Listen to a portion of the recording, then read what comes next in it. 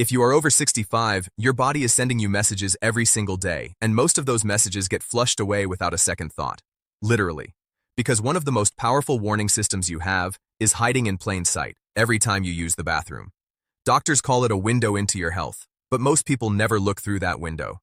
They glance, they flush, and they walk away. And that one habit, repeated for years, is why so many older adults get blindsided by problems that were actually announcing themselves for months, sometimes years, before anyone noticed. Today, we're going to change that. By the end of this video, you will know the 7 signs your urine can show you after 65, what they actually mean inside your body, and what you can start doing today to protect yourself.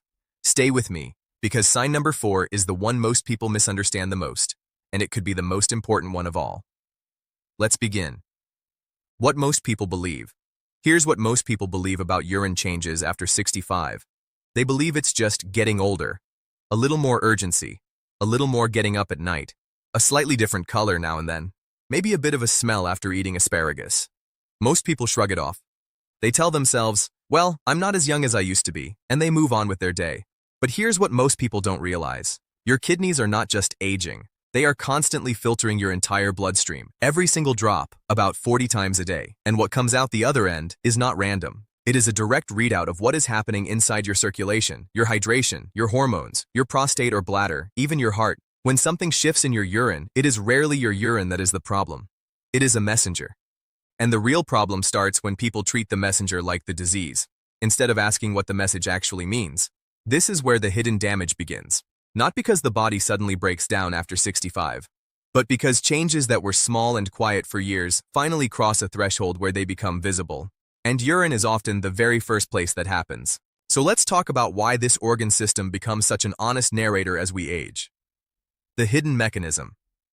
Imagine your kidneys as 2 incredibly precise filtration plants, working non-stop every minute of your life. Blood flows in, waste, excess fluid, and toxins are filtered out. Clean blood goes back into circulation. Waste becomes urine, and it travels down to the bladder to be stored and eventually released. When you're young, this system has incredible reserve capacity. Even if circulation isn't perfect, even if hydration is a little off, even if there's some mild inflammation somewhere in the body, the kidneys can compensate. They quietly absorb the stress and keep the output looking normal. But here's what changes everything after 65. That reserve capacity shrinks. Blood flow to the kidneys naturally decreases with age. The tiny filtering units inside them, called nephrons, slowly decline in number. The bladder wall becomes less elastic, so it doesn't stretch and signal as efficiently as it used to. Hormones that once helped concentrate urine and control nighttime fluid balance begin to shift. Think of it like an old water filter that used to handle anything you poured into it without complaint. Over decades, it still works, but it has less buffer, less room for error, less ability to hide small problems. So now instead of absorbing stress silently, your urinary system starts reflecting stress almost immediately. That color change, that extra trip at night, that subtle smell, that hesitation. These are not random annoyances of aging. They are your body's early warning lights, turning on one at a time, because the system finally has less padding left to hide behind.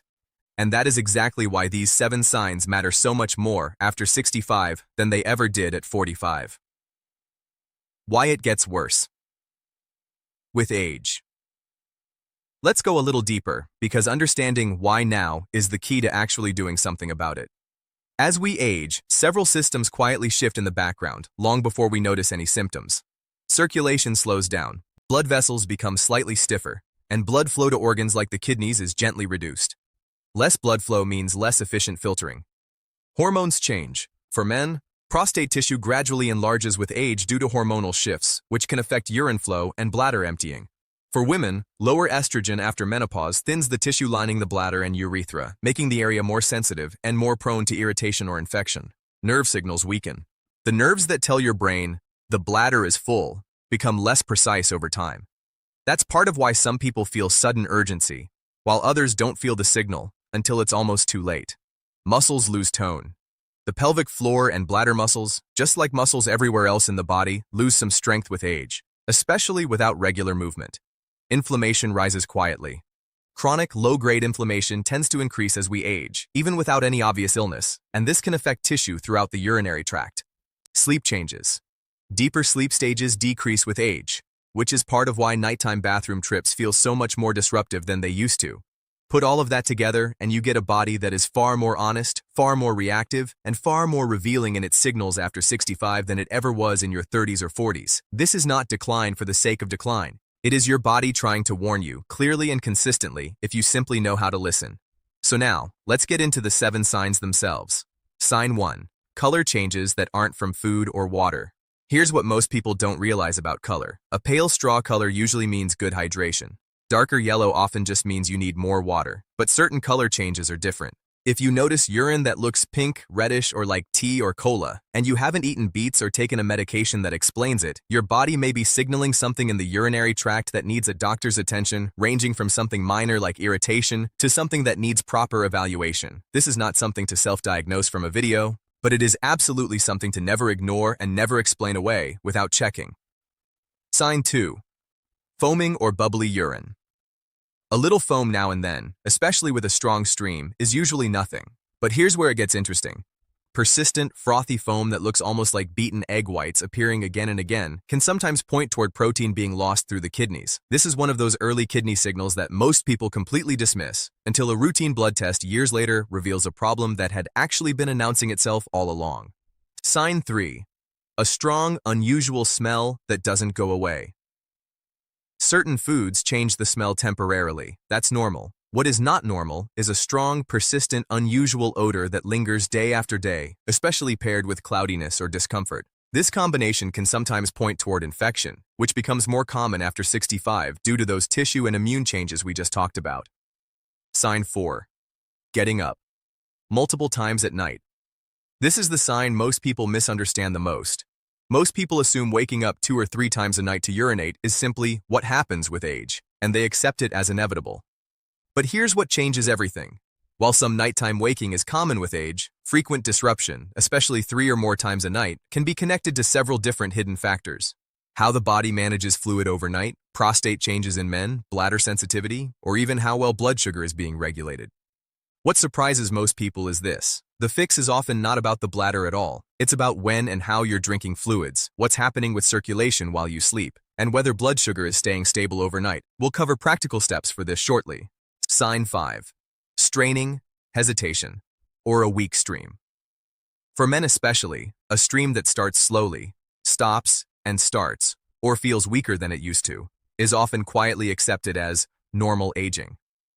It is incredibly common, but common does not mean harmless to ignore.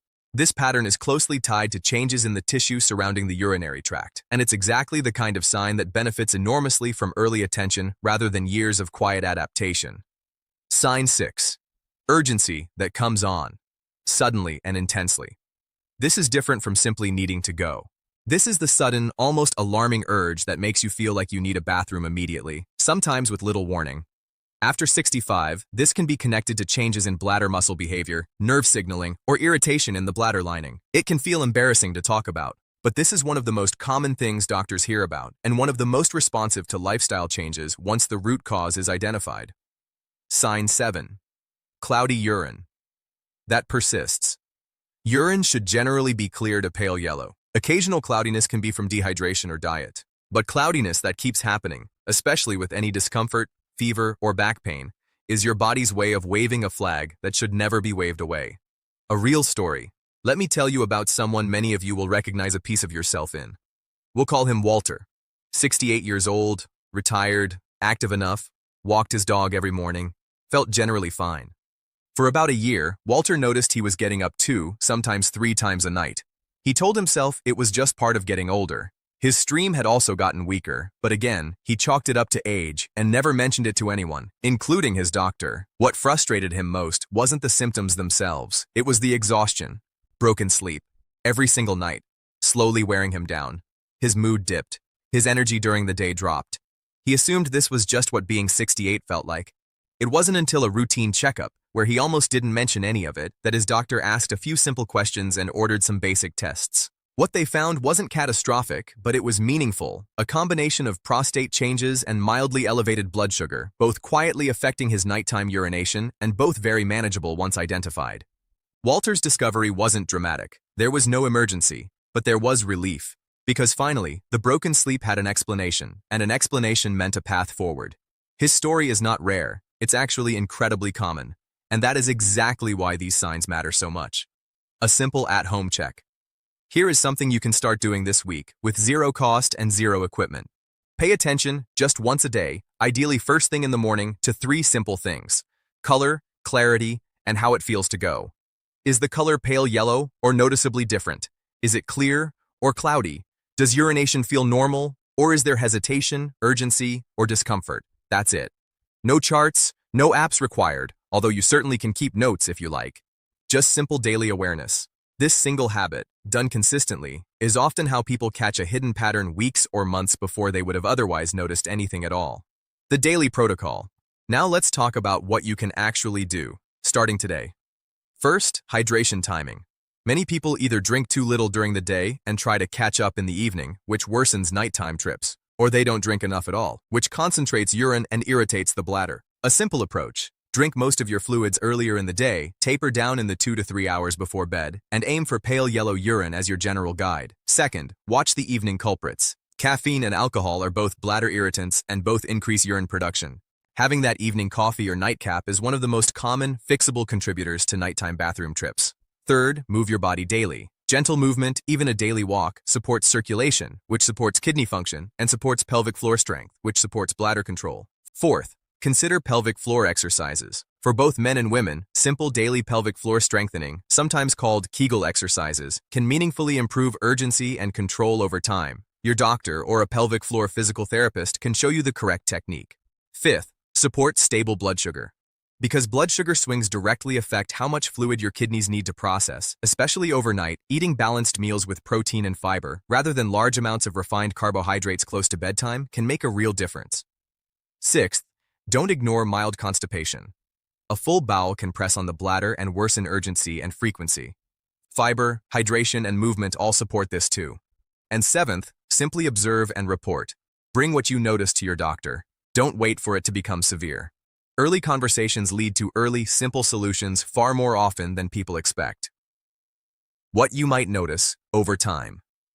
In the first few days of adjusting hydration timing and cutting evening caffeine or alcohol, many people notice at least one less nighttime bathroom trip almost immediately. That alone can dramatically improve sleep quality.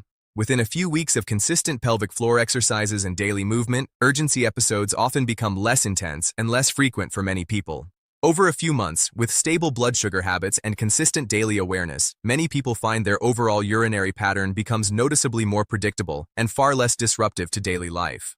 Everyone's body and timeline is different, and these are general patterns, not guarantees. An important note: everything we've discussed today is meant to help you understand your body better and take simple, proactive steps.